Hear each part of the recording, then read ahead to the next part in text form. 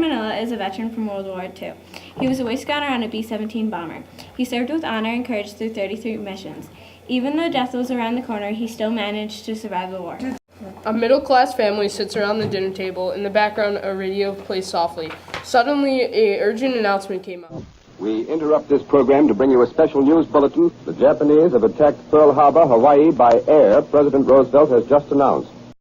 Pearl Harbor had been bombed by the Japanese. The whole family knew what this meant. Another war was about to begin. My father could tell this because he was a World War I veteran, says Manilla. Manilla and his two brothers had to enter the draft. When he was called back to the draft, there was a big question. Would he be drafted into the Air Force or the Army? When Manilla found out he was in the Air Force, he was very happy. This was because when you were in the Army, you were on the front lines and were exposed to the enemy. But when he was in the Air Force, he was slightly safer, with no gun pointed at his head. Manilla said that it was still very scary to be in a plane so high in the air. When he was first drafted, he had to go through very strenuous physical training. Next, he was put into the Air Force, which meant more training, but in the air and on the plane.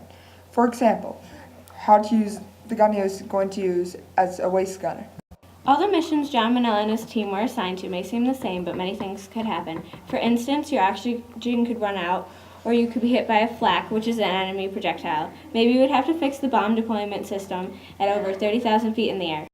John Manilla went on many missions all over Europe. While in England, he saw his brother, who also served in the military.